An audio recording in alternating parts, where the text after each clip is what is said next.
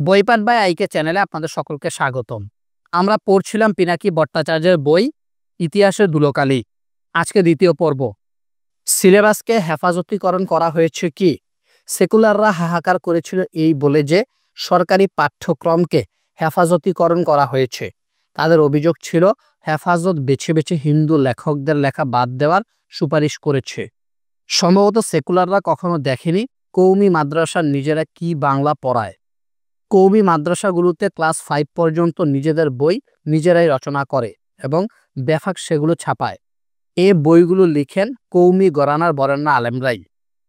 আমি বেফাক থেকে কৌমি মাদ্রাসার পাঠ্য ক্লাস 5 পর্যন্ত বাংলা বই সংগ্রহ করেছি এবং আমার বিশ্বাস সেকুলাররা যে বই লেখে তার চেয়ে এগুলো অনেক ভালো।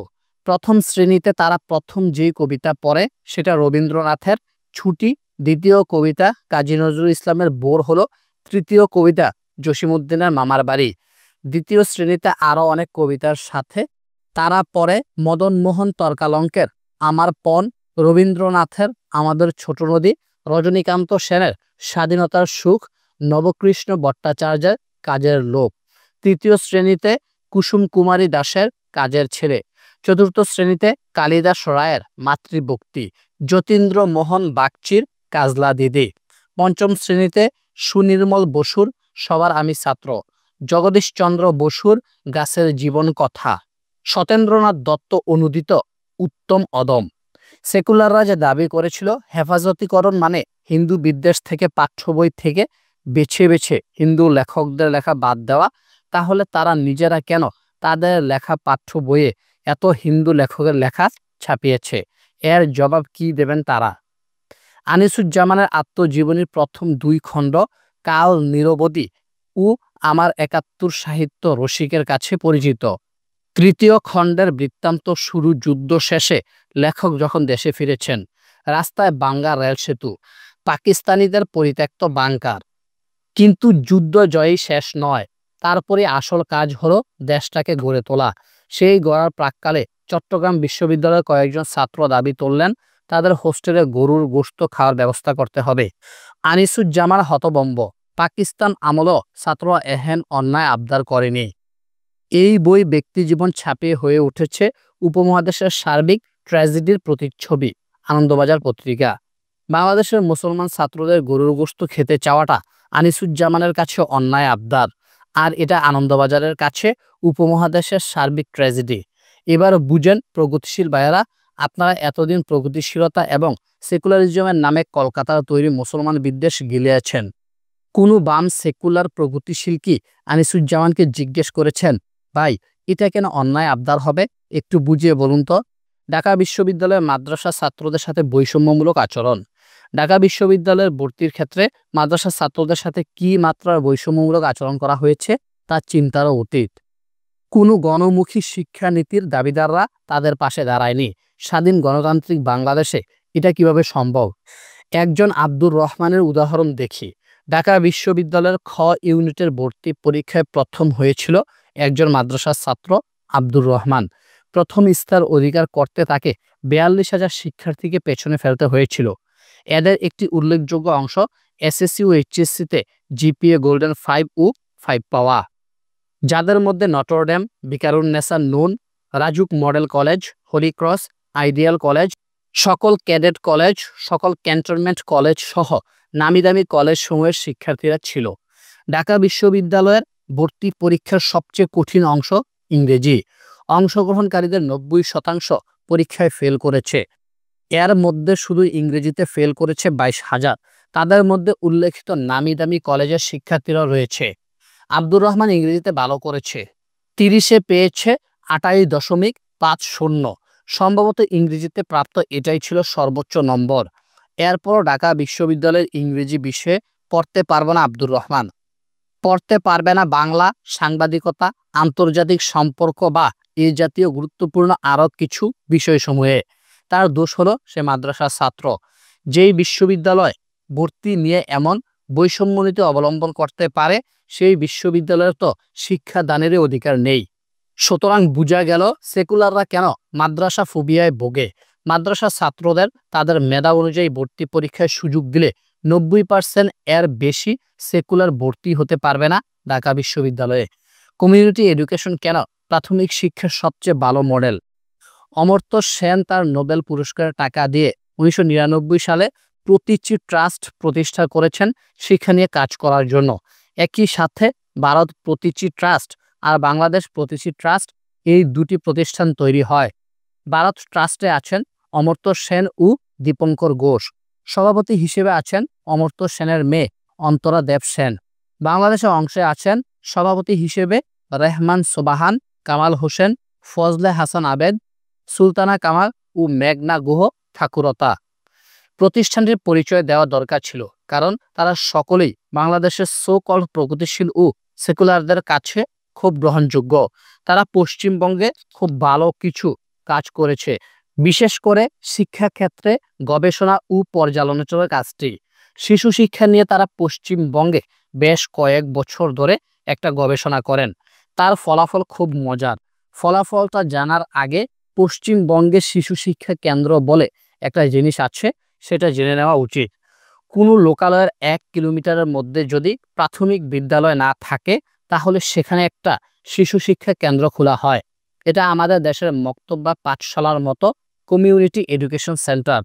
শিক্ষকদের বেতন প্রাথমিক স্কুলের শিক্ষকদের 10 ভাগের 1 ভাগ। তার মানে অতি অল্প বা নামমাত্র খরচে এই কেন্দ্রগুলো চলে। এই শিক্ষকরা সেই স্বল্প বেতনে কাজ করেন। স্বল্প মানে 1000 রুপি, তাও সেটা তারা নিয়মিত পান না। এই কেন্দ্রগুলোর বেশিরভাগ ক্ষেত্রেই কোনো রুম নেই। শিক্ষা উপকরণেরও ঘাটতি আছে। শিক্ষকের বাড়ি কোনো এলাকার মানুষের ব্যবহার করতে দেওয়া স্থান বা সামাজিক সমাবেশে সেখানে হয়, সেখানে এই কেন্দ্রগুলোতে শিক্ষা দেওয়া হয়। কিন্তু গবেষণা দেখা যাচ্ছে শিক্ষার মান, ছাত্রদের উপস্থিতি, শিক্ষকদের উপস্থিতি, অভিভাবকদের সন্তুষ্টি প্রাইমারি স্কুল থেকে এই শিশু শিক্ষা কেন্দ্রগুলোতে অনেক বেশি। অবাক বিষয় বটে, 10 গুণের বেশি খরচ করে শিক্ষকরা নিয়মিত বেতন পেয়ে স্কুল ভবন ও শিক্ষা উপকরণের অভাব না থাকার পরও কেন প্রাইমারি স্কুলগুলোর শিক্ষা শিশু শিক্ষা কেন্দ্রগুলোর মতো মানসম্মত করতে পারছে না? কেন পারছে না? এর কারণ হিসেবে গবেষকরা যেসব বিষয় শনাক্ত করেছেন, সেটা হচ্ছে যারা পাঠ নিতে আসছে তাদের সাথে এবং তাদের দরিদ্র অভিভাবকদের সাথে প্রাইমারি স্কুলের শিক্ষকদের একটা শ্রেণীগত ব্যবধান থাকে। শিক্ষকরা নিজেদের উঁচু শ্রেণীর বলে বিবেচনা করে, ফলে ছাত্র ও অভিভাবকরা শিক্ষকদের সাথে ভালো সম্পর্ক স্থাপন করতে পারে না। শিশু শিক্ষা কেন্দ্রের শিক্ষকরা ওই কমিউনিটির সদস্য হওয়ায় কোনো শ্রেণীগত তফাৎ থাকে না, আর তাদের শিক্ষা বিষয়ে একটা সামাজিক দায় থাকে কমিউনিটির কাছে। শিশু শিক্ষা কেন্দ্রের শিক্ষকরা ছাত্র ও তার পরিবারের সাথে একাত্ম হতে পারেন। এই একাত্ম হওয়াটা গবেষকদের কাছে শিক্ষার মান উত্তম হওয়ার জন্য সবচেয়ে গুরুত্বপূর্ণ মনে হয়েছে। আর এই একাত্ম হওয়াটা মূলত শিক্ষক সমাজের প্রতি নৈতিক ও রাজনৈতিক দায় হিসেবেই তারা চিহ্নিত করেছেন। সত্যজিৎ রায়ের পথের পাঁচালীতে অপুর পাঠশালায় আমরা দেখি শিক্ষক মুদিখানায় দোকানদারি করেন, আর খালি গায়ে পিঠ চুলকাতে চুলকাতে আর লবণ মাপতে মাপতে ছাত্রদের বলেন, এই সেই জলস্থান মধ্যবর্তী। তারপর আবার 1 পয়সার মুড়ি বেচেন, আড্ডা দেন, তামাক খান, ছাত্র পিটান, সবই চলে সেখানে। এই চিত্রকে আমরা যতই অনাধুনিক মনে করি না কেন, আজকের গবেষণায় বলছে এর কাছাকাছি স্ট্রাকচারে শিক্ষার মান আধুনিক স্কুলের চেয়ে অনেক ভালো। কমিউনিটি এডুকেশনের ধারণা কি বাংলাদেশের সেকুলাররা মানবেন? কওমি মাদ্রাসায়ও কিন্তু কমিউনিটি এডুকেশন। মুক্তিযুদ্ধ, ভারত ও পাকিস্তান। পাকিস্তান কি 71-এর কৃত অপরাধের জন্য ক্ষমা চেয়েছিল? অনেকে দাবি করেন পাকিস্তান 71-এর কৃত অপরাধের জন্য ক্ষমা চায়নি, তাদের ক্ষমা চাইতে হবে। এ নিয়ে তারা নানা মন্তব্য করেন। আমাদেরও মনে হয় এই গণহত্যা করে পাকিস্তান ক্ষমা না চেয়ে থাকবে, সেটা হতে দেওয়া যায় না। আমরা ইতিহাসে কি দেখি? পাকিস্তান কি আসলে ক্ষমা চেয়েছিল? আমরা কি সেই ক্ষমা গ্রহণ করেছিলাম? 1974-এর 5 থেকে 9 এপ্রিল বাংলাদেশ, ভারত, পাকিস্তানের পররাষ্ট্র মন্ত্রীদের ত্রিপক্ষীয় সভা অনুষ্ঠিত হয়, যেখানে বাংলাদেশের প্রতিনিধিত্ব করেন মুজিব সরকারের পররাষ্ট্রমন্ত্রী ডক্টর কামাল হোসেন। এর অন্যতম প্রধান আলোচ্য বিষয় ছিল 195 জন যুদ্ধাপরাধের বিচার।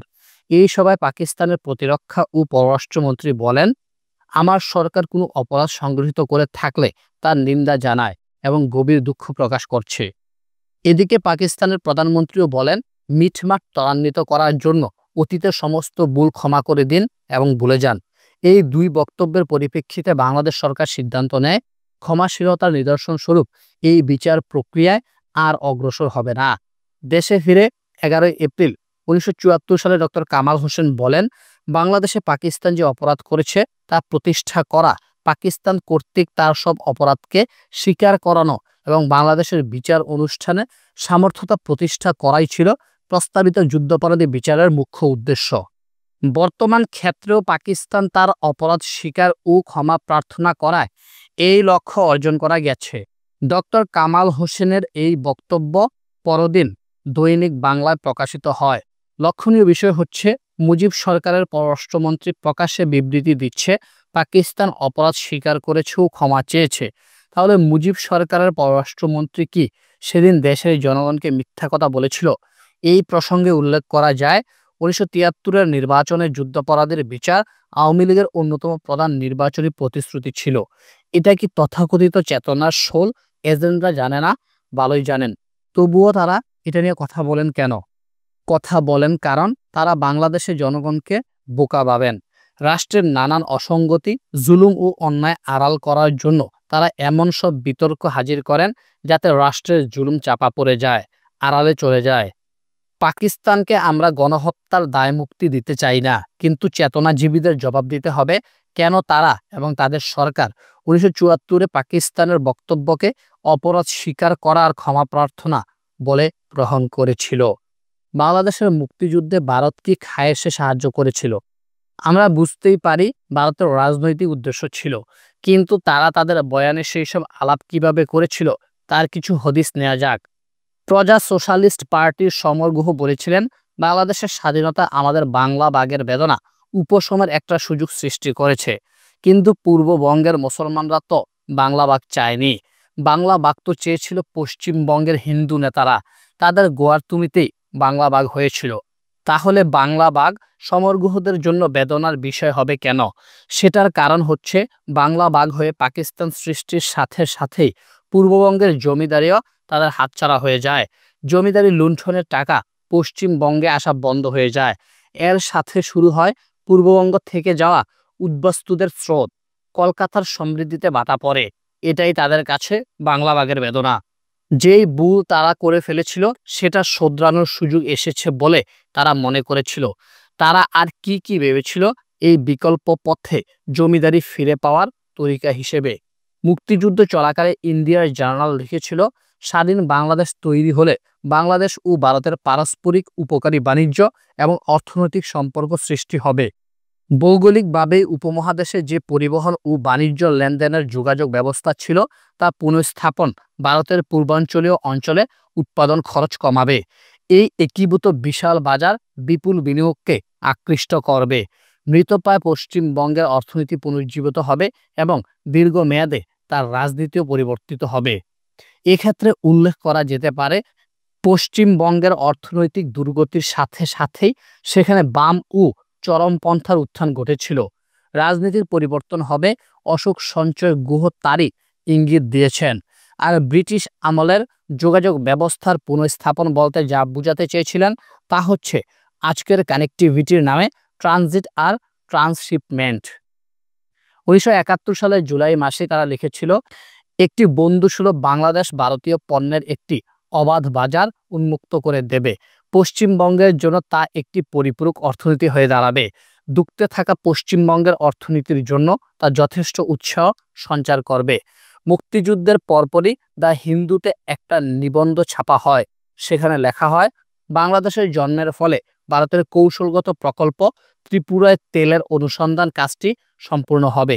অপরিশোধিত তেল ও পাইপলাইনের মধ্য দিয়ে আসাম হয়ে পশ্চিমবঙ্গে নিয়ে যাওয়ার চেয়ে বাংলাদেশের বন্দর চট্টগ্রাম নিয়ে এসে সেখান থেকে জাহাজে পশ্চিমবঙ্গে নিয়ে এলে পরিবহন খরচ উল্লেখযোগ্য মাত্রায় কম হবে। এমনকি তারা এটাও ঠিক করে রেখেছিল যে বাংলাদেশের মুদ্রামান বেশ কিছু সময় ধরে ভারতের সমান করে রাখতে হবে, কারণ ভারতই হবে বাংলাদেশের প্রধান ও প্রভাবশালী বাণিজ্য সহযোগী। এছাড়াও বাংলাদেশ তো ম্যানুফ্যাকচার্ড পণ্য বেশিরভাগ ভারত থেকেই পাবে। ভারতীয় পুঁজি এবং বাণিজ্যিক স্বার্থ বাংলাদেশের সহজাত স্বার্থের সাথে একাকার। এর কারণ এই নয় যে বাংলাদেশের শ্রম সস্তা, বরং যৌথ বিনিয়োগ বাংলাদেশ আর পূর্ব ভারতের অর্থনীতি প্রকৃত একত্রীকরণ ঘটাবে, যেই এলাকা শতাব্দীর পর শতাব্দী ধরে একই অর্থনীতির অধীনে ছিল। ভারত নিশ্চিতভাবেই বাংলাদেশের স্বাধীনতার সংগ্রামে সাহায্য করেছিল তার নিজস্ব লাভ ক্ষতির হিসাব করেই। তার হিসাব নিকাশে লাভের পাল্লা ভারী ছিল বলেই তারা আমাদের সাহায্য করেছিল। এই সাহায্য নিছক কোনো সদিচ্ছা ছিল না, যা ভারতের তরফে বলার চেষ্টা করা হয়। যে সমস্ত ভারতীয় ডকুমেন্ট উপস্থাপন করা হয়েছে সেখানে স্পষ্টভাবে দেখা যাচ্ছে ভারত তার নিছক বাণিজ্যিক স্বার্থ ও কৌশলগত লাভের কথা চিন্তা করেই বাংলাদেশের স্বাধীনতা যুদ্ধে সাহায্য করেছিল। এই হিসেবে ক্ষতির পাল্লা বেশি হলে ভারত কোনো অবস্থাতেই সাহায্যে এগিয়ে আসতো না। মুক্তিযুদ্ধের সময় কি শুধু ভারতই শরণার্থীদের আশ্রয় দিয়েছিল? আমরা শুধু শুনে এসেছি মুক্তিযুদ্ধের সময় শরণার্থীদের শুধু ভারতে আশ্রয় দিয়েছিল। কথাটা পুরোপুরি সত্য নয়। মুক্তিযুদ্ধের সময় মিয়ানমারেও বাংলাদেশের শরণার্থীরা আশ্রয় নিয়েছিল, আর তারা আশ্রয় নিয়েছিল মুসলিম অধ্যুষিত রাখাইন প্রদেশেই। 1971 সালের 18 জুন অস্থায়ী রাষ্ট্রপতি সৈয়দ নজরুল ইসলাম এই জন্য আনুষ্ঠানিকভাবে মিয়ানমারের জনগণ আর সরকারকে ধন্যবাদ জানান।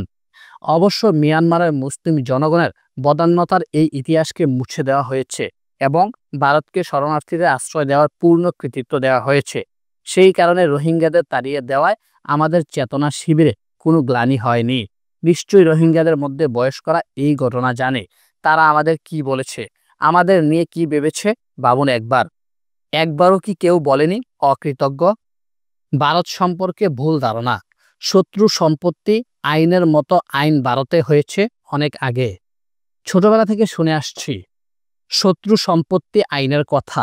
সে সময় থেকে ভাবছি পাকিস্তান একটা বর্ণবাদী রাষ্ট্র, এরকম একটা আইন কিভাবে করলো?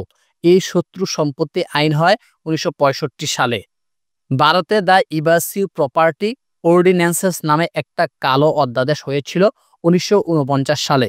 সেকুলার আইকন নেহেরু এই অধ্যাদেশটা করেছিল। সেখানে সকল মুসলমানদের পটেনশিয়াল ইভাসিভ টু পাকিস্তান, সম্ভাব্য পাকিস্তানি উদ্বাস্তু হিসেবে বিবেচনা করা হয়েছিল। এর ফলে পাকিস্তানে চলে যাওয়া যে কোনো এক পরিবারের সদস্যদের জন্য সম্পত্তি বিক্রি করা বা দখল হয়ে যাওয়া সম্পত্তি ভারতে বসবাসরত মুসলমানদের জন্য উদ্ধার হওয়া বা করা অসম্ভব হয়ে পড়ে। পাকিস্তানের সাঁকো নাড়ানোর কথা কে মনে করে দিয়েছিল? এই প্যান্ডোরার বাক্স খুলেছিল সেকুলার নেহেরু। বাংলাদেশ 2001 সালে অর্পিত সম্পত্তি প্রত্যর্পণ আইন হয়। বাস্তবায়ন যাই হোক, আইন তো হয়েছে, কিন্তু দ্য ইভাসিভ প্রপার্টি অর্ডিন্যান্সেস এর খবর কি?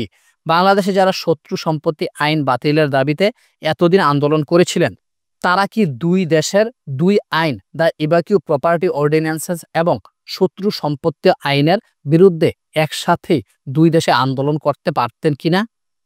তা করতে পারলে এটা একটা আন্তর্জাতিক মানবাধিকার ইস্যু হয়ে যেত, সমাধানও সহজ হতো। এটা করেননি কেন? নেহেরুকে বাঁচানোর জন্য, নাকি জানতেন না এই ইন্ডিয়ান আইনের কথা? বাংলাদেশের বুদ্ধিজীবীরাও কি জানতেন না ভারতীয় এই অধ্যাদেশের কথা? ভারতের সংবিধানে ধর্মনিরপেক্ষতা। ভারতের সংবিধানে 1976 সালে 42তম সংশোধনীর মাধ্যমে ধর্মনিরপেক্ষতা যুক্ত হয়। ধর্মনিরপেক্ষতার আদর্শ বলতে রাষ্ট্র আর ধর্মকে আলাদা করার যে তরিকা আমরা পাশ্চাত্যে দেখি, তা এই ধর্মনিরপেক্ষতাতে নেই। এই ধর্মনিরপেক্ষতার অর্থ ধর্মহীন বা ধর্মে উদাসীন নয়, বরং সংবিধানের 3য় ভাগে মৌলিক অধিকারগুলোর মধ্যে ব্যক্তি মানুষের ধর্মীয় স্বাধীনতার উপর বিশেষ গুরুত্ব দেওয়া হয়েছে। সংবিধানের 15 ধারা অনুযায়ী ধর্মের কারণে রাষ্ট্রের বৈষম্যমূলক আচরণ সম্পূর্ণ নিষিদ্ধ করা হয়েছে। এটা অবশ্যই যে কোনো সভ্য রাষ্ট্রের নীতি।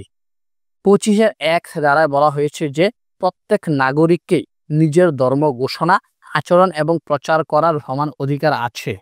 26 ধারায় আরও বলা হয়েছে যে প্রতিটি নামধারী ধর্মগোষ্ঠীরই অধিকার আছে স্বতন্ত্রভাবে নিজ নিজ ধর্মীয় প্রতিষ্ঠান নির্মাণ ও পরিচালনা করার, নিজেদের সমস্ত ধর্মীয় বিষয় নিয়ন্ত্রণ করার এবং এ উদ্দেশ্যে স্থাবর ও অস্থাবর সম্পত্তি ক্রয়, অধিগ্রহণ এবং পরিচালনা করার। এই দ্বারায় মানুষের ধর্মবিশ্বাস এবং ধর্মাচরণকেই মূলত উৎসাহিত করা হয়েছে। মজার বিষয় হচ্ছে সংবিধানের 14 ধারায় আইনের চোখে সব নাগরিকের প্রতিটি ক্ষেত্রে সমান অধিকারের কথা বলা হয়েছে, আর 15 ধারায় ধর্মের কারণে কোনো নাগরিকের প্রতি বৈষম্য নীতি নিষিদ্ধ করা হয়েছে।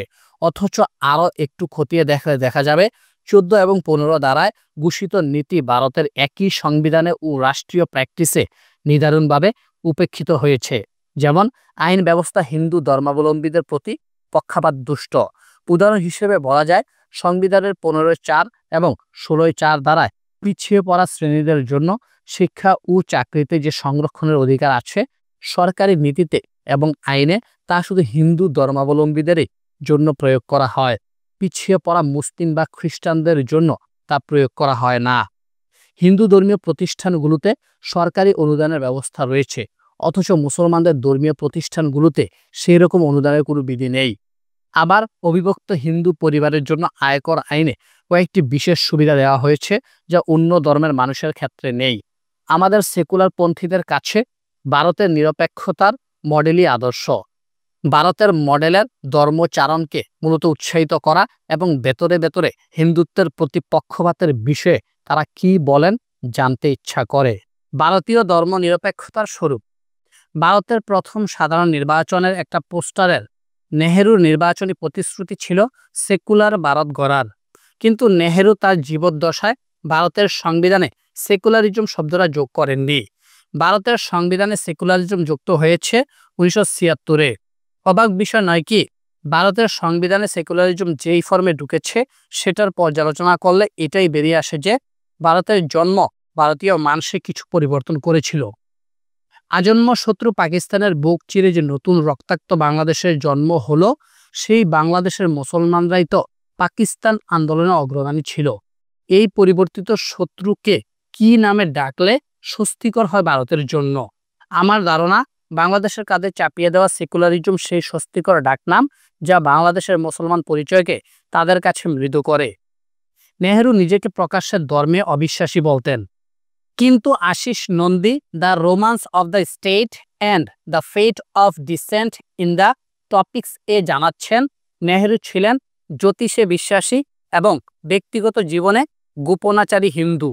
বামপন্থী নেতাজি সুভাষ বসু ছিলেন এক গীতাপ্রাণ গুপ্ত সন্ন্যাসী এবং ধর্মনিরপেক্ষ ভারতীয় নেশন স্টেটের প্রকাশ্য পূজারিণী। এবং প্রকাশ্যে ধর্মে অবিশ্বাসী ইন্দিরা গান্ধী, যার হাত ধরে ধর্মনিরপেক্ষতা রাষ্ট্রীয় নীতি হিসেবে ভারতের সংবিধানে ঢুকেছে, তিনি হোমযজ্ঞ বা তীর্থযাত্রায় অংশ না নিয়ে থাকতে পারতেন না। তাই ভারতের সেকুলারিজমের ধারণা মুসলমান পরিচয়ের বিপরীতে দাঁড়ানো একটা রাজনৈতিক প্রপঞ্চ, যার সাথে ইউরোপের এনলাইটমেন্টের কোনো যোগ নেই। ভারতের রাষ্ট্রীয় প্রতীক অশোক স্তম্ভে কি লেখা আছে? অশোক স্তম্ভ হলো ভারত রাষ্ট্রের এমব্লেম বা রাষ্ট্রীয় প্রতীক। এটার নিচে সংস্কৃতে লেখা আছে ভারতের রাষ্ট্রীয় নীতিবাক্য সত্যমেব জয়তে।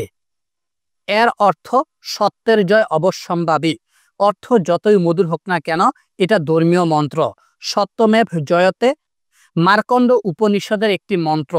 সেকুলার ভারতের রাষ্ট্রীয় নীতিবাক্য উপনিষদ থেকে নেওয়া যাবে, কিন্তু বাংলাদেশের রাষ্ট্রীয় নীতিবাক্য যদি কোরআন থেকে নেওয়া হয়, সেটা যতই মধুর হোক না কেন, তাহলে সব সেকুলার হই হই করে উঠবেন, গেল গেল বলে রব তুলবেন। যখন ভারতের এই এমব্লেমটা প্রস্তাবিত হয়েছিল, তখন সেখানে উপনিষদের মন্ত্র দেওয়ার কোনো প্রতিবাদ হয়েছিল? কেউ কি জানেন তখন সেকুলাররা কি হইচই করেছিল? হিন্দু ও মুসলমান প্রসঙ্গ। সাম্প্রদায়িক শব্দটা কেন গালি হিসেবে ব্যবহৃত হয়? এটা খুব কৌতূহলোদ্দীপক প্রশ্ন।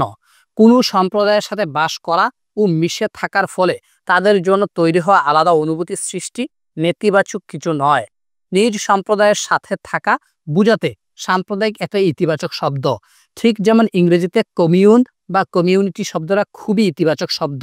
কোনো ডেরোগেশন বা ডেরোগেটরি শব্দের অর্থ নয় এটা। বাংলা ভাষাভাষীদের কাছে সাম্প্রদায়িক শব্দটাকে গালি হিসেবে চালু করে তোলার কৃতিত্ব হিন্দুদের। এটা মুসলমানদের গালি দেওয়ার জন্য হিন্দুদের একটা আবিষ্কৃত শব্দ। এমনভাবে শব্দটা ব্যবহার করা হয় যেন এটা শুনতে শোনায় তুই বেটা মুসলমান। তবে হিন্দুরাও এককালে এই শব্দটা কিন্তু পজিটিভ অর্থেই ব্যবহার করত। 1827 সালে কলকাতা থেকে প্রকাশিত দর্পণ পত্রিকায় একজন সম্পর্কে ভালো কথা বলার জন্য লেখা হচ্ছে, সাম্প্রদায়িক মর্যাদক পরোপকার সহনশীল মনুষ্য ছিলেন। এখানে সাম্প্রদায়িক শব্দটির অর্থ আপন সম্প্রদায়ের সম্প্রদায়ের মানুষ বুঝাতে রবীন্দ্রনাথও ব্যবহার করেছেন এই শব্দটা।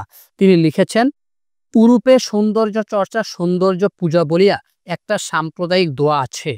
এটা তিনি লিখেছেন 1907 সালে। কিন্তু অন্য সম্প্রদায়ের প্রতি বিদ্বেষ অর্থে বিদ্বিষ্ট হিসেবে এই শব্দটির রবীন্দ্রনাথ আবার ব্যবহার করেছেন আরও পরে 1931 সালে। যেমন তিনি লিখেন, পিয়ারসন কয়েক জোড়া সবুজ রঙের বিদেশি পাখি আশ্রমে ছেড়ে দিয়েছিল। অনেকদিন তারা এখানে বাসা বেঁধেছিল, আজকাল আর দেখতে পাইনি। আশা করি কোনো নালিশ নিয়ে তারা চলে যায়নি, কিংবা এখানকার অন্য আশ্রিত পশু পাখির সঙ্গে বর্ণভেদ বা সুরের পার্থক্য নিয়ে তাদের সাম্প্রদায়িক দাঙ্গা হাঙ্গামা ঘটেনি।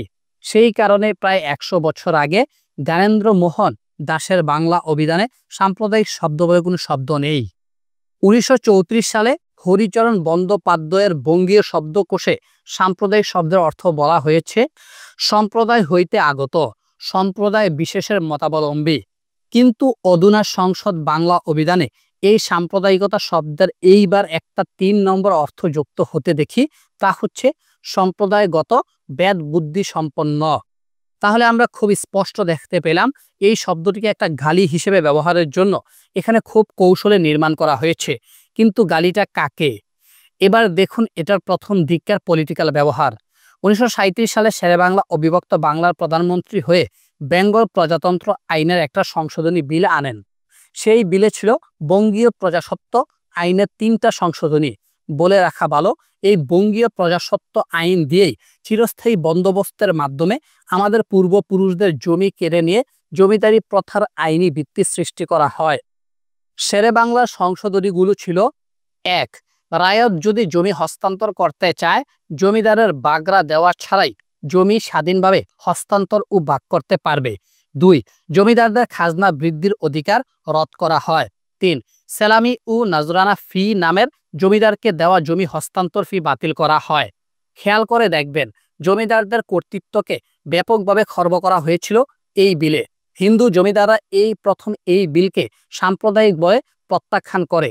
এখানে সাম্প্রদায়িকতার কি আছে? এটা তো একটা প্রগতিশীল পদক্ষেপ। জমিদারদের পেটে লাথি মেরেছে ঠিকই, কিন্তু এটা সাম্প্রদায়িক হয় কিভাবে? এরপরে 1948-এর 7 এপ্রিল পূর্ব বাংলা বিধান পরিষদে জমিদারি প্রথার উচ্ছেদের জন্য পূর্ব বাংলা জমিদারি ক্রয় ও প্রজাস্বত্ব বিল উত্থাপন করা হয়। বিধানসভার নেহেরু কংগ্রেসের সদস্যরা বিলটির বিরোধিতা করেন। একজন বিধায়ক বলেন, স্যার, আমি এই ব্যাপারে আরো বলতে চাই যে দুর্ভাগ্যবশত অধিকাংশ বড় জমিদাররা হিন্দু হওয়ার ফলে তার প্রস্তাবিত বিলটিকে একটা সাম্প্রদায়িক চরিত্র দান করবে। এই কংগ্রেসী আলোকে এইবার সাম্প্রদায়িক আর অসাম্প্রদায়িকতা শব্দ দুটোর মর্মার্থ খুঁজুন। এর মর্মার্থ হচ্ছে, আমার সেই জমিদারির রোজ তুমি ফিরিয়ে দাও। তাই সেকুলার বয়ানে সাম্প্রদায়িকতা মানে জমিদারি কেড়ে নেওয়া, আর অসাম্প্রদায়িকতা অর্থ হচ্ছে জমিদারি ফেরত দেওয়া। অবশ্য তারা জমিদারি মানে ম্যাটেরিয়াল ফর্মে জমিদারি বুঝায় না। যা বুঝায় তা হচ্ছে সেই জমিদারি শান শওকত, সামাজিক প্রতিপত্তি, রাজনৈতিক প্রভাব, কালচারাল রস্তমি, এগুলো সবই। অর্থাৎ হিন্দুদের তৈরি বয়ানে চিন্তার কাঠামো এবং কনস্ট্রাকশনের যেই বিরোধিতা করবে, হিন্দুদের সামাজিক, রাজনৈতিক ও সাংস্কৃতিক অথরিটি করে সাজানো বাগানের অর্ডার বা শৃঙ্খলা যে আঘাত করবে, ভিন্নভাবে সাজাতে চাইবে, নিজের বাগ অধিকার চাইবে, সেকুলার এবং হিন্দুকুল তাকে সাম্প্রদায়িক আখ্যা দেবে। বাংলাদেশে হিন্দু জনসংখ্যা কমছে কেন? বাংলাদেশ সম্পর্কে ভারতে একটা প্রচারণা আছে যে বাংলাদেশে হিন্দু জনসংখ্যা কমছে কারণ তারা বাংলাদেশে মুসলমানদের নির্যাতনের কারণে থাকতে পারে না, তাই তারা দেশ ত্যাগ করে। এই বয়ানের পক্ষে তারা সব সময় সোচ্চার থাকে। অস্বীকার করছি না যে বাংলাদেশে হিন্দুরা নির্যাতিত হয় না, কিন্তু নির্যাতনের কারণে দেশ ত্যাগ করায় হিন্দুদের সংখ্যা কমছে, এটা কোনোভাবেই তথ্য সমর্থন করে না। বাংলাদেশে হিন্দু জনসংখ্যা কমার প্রধান দুটো কারণ: 1. ভারতের হিন্দুত্ববাদ ভারত রাষ্ট্রকে হিন্দুদের পিতৃভূমি এবং পবিত্র ভূমির বলে দাবি করে, তাই এই রাষ্ট্র অভারতীয় রাষ্ট্রে বসবাসরত সংখ্যালঘু হিন্দুদের মনে একটা বিকল্প নাগরিকত্বের সম্ভাবনা জাগরুক রাখে। তারা ভারত রাষ্ট্রকে অবচেতন মনে নিজের পলিটিক্যাল এজেন্ট হিসেবে ভাবতে থাকে। ভারত রাষ্ট্র হিন্দুত্ববাদ দিয়ে তাদের এক তীব্র ধর্মীয় জজবায় আকর্ষণ করতে থাকে। একইভাবে শ্রীলঙ্কান তামিলদের ভারতে মাইগ্রেশনের একটা ট্রেন্ড আছে। নেপাল থেকে হিন্দুদের তো ভারতে মাইগ্রেশন হয় না, কারণ তারাই তাদের রাষ্ট্রের সংখ্যাগরিষ্ঠ। কিন্তু বাংলাদেশ থেকে অনেক হিন্দু তাদের পলিটিক্যাল এজেন্ট ভারত রাষ্ট্রে নিজেদের মাইগ্রেট করতে পছন্দ করে, যার ফলে বাংলাদেশে হিন্দুদের সংখ্যা কমছে। 2. হিন্দু জনগোষ্ঠীর প্রজনন হার কম। 1901 সাল থেকে হিন্দুদের প্রজনন হার মূলত 2 থেকে 5%। 1941 সালেই তা একবার 10%-এর উপরে উঠেছিল। মুসলমানদের প্রজনন হার 1947-এর পর থেকেই 20%-এর উপরে। অবাক করার বিষয় হচ্ছে বাংলাদেশে খ্রিস্টান ও বৌদ্ধ সম্প্রদায়ের সংখ্যা বাড়ছে। এমনকি শেষ সেন্সাসে বৌদ্ধ জনগোষ্ঠী মুসলমানদের চেয়ে প্রায় দ্বিগুণ বেড়েছে। ধর্মীয় নির্যাতনে যদি জনসংখ্যা কমার একমাত্র কারণ হতো, তাহলে বৌদ্ধ ও খ্রিস্টান জনসংখ্যা বাড়ার কোনো কারণ ছিল না। তাহলে বাংলাদেশের ধর্মীয় নির্যাতন নিয়ে কি আমাদের কিছু বলার নেই? নিশ্চয়ই আছে।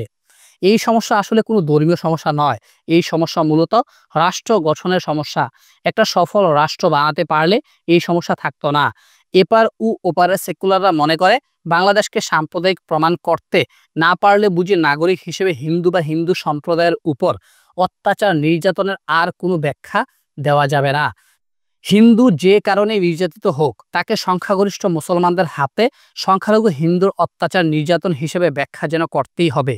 হিন্দু নির্যাতন মাত্রই সাম্প্রদায়িকতা প্রমাণ করার অভ্যাস থেকে আমাদের বেরিয়ে আসতে হবে।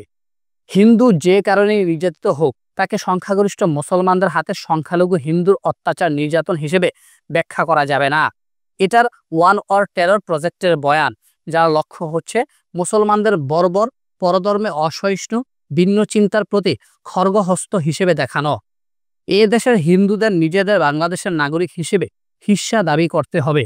অথচ অবাক বিষয়, বাংলাদেশের হিন্দুরা নাগরিক হিসেবে নয়, বরং হিন্দু হয়ে আলাদা সুরক্ষার দাবি তুলছে। হিন্দু বৌদ্ধ খ্রিস্টান ঐক্য পরিষদ জনসংখ্যার ভিত্তিতে বাংলাদেশে হিন্দুদের জন্য আলাদা আসন দাবি করছে। বাংলাদেশ জাতীয় হিন্দু মহাজোট আরও স্পষ্টভাবে পৃথক নির্বাচন ব্যবস্থা, পৃথক মন্ত্রণালয় ও সংসদে 60টি সংরক্ষিত আসনের দাবি জানিয়েছে। এটা ভুলে গেলে চলবে না, বাংলাদেশে যে বাঙালি জাতীয়তাবাদের শাসন চলছে, সেই শাসকদের অংশ হিসেবে হিন্দুরাও জাতীয় সংখ্যাগুরু। বাঙালি জাতির অংশ হিসেবে তার সম্প্রদায়গত অবস্থান নির্যাতনের নয়। বাংলাদেশে যে ফ্যাসিস্ট শাসন জনগণের উপর চেপে বসেছে, তার ভিত্তিতে প্রশ্ন করতে না শিখলে আমরা কখনোই বাংলাদেশকে একটা অগ্রসর রিপাবলিক হিসেবে গড়ে তুলতে পারবো না। হিন্দু নির্যাতনের ফয়সালা তো দূরের কথা। হিন্দুরা কি বাংলাদেশে নিপীড়িত? হিন্দুরা বাংলাদেশে নিপীড়িত, এটা হচ্ছে ইন্ডিয়ান বয়ান। বাংলাদেশের বাম, সেকুলার ও চেতনাজীবীরা এই ইন্ডিয়ান পজিশনকে ইন্টেলেকচুয়ালি সাপোর্ট করে। ইন্ডিয়া বাংলাদেশকে একটা আধুনিক রিপাবলিক হিসেবে না দেখিয়ে নানা ধর্মে বিভক্ত রাষ্ট্র হিসেবে চিন্তা করে। সেই রাষ্ট্রে নাগরিকদের বদলে হিন্দু আর মুসলমান সম্প্রদায় বাস করে এবং সংখ্যাগরিষ্ঠ মুসলমানরা হিন্দুদের কুপিয়ে দেশছাড়া করছে। এই বয়ান হিন্দুত্ববাদী রাজনীতিতে সুবিধা পায়। বাংলাদেশ রাষ্ট্রের ফ্যাসিস্ট চরিত্রের কারণে এই রাষ্ট্রের সকল নাগরিক সমানভাবে নিপীড়িত ও নির্যাতিত। এই সত্যটাকেও আড়াল করা যায়। সরকারের চিন্তার বাইরের রাজনৈতিক চিন্তার লোকেরা যে নিজের বিটায় যেতে পারে না, মাঝে মধ্যে সেই সত্যটাও আড়াল হয়ে যায়।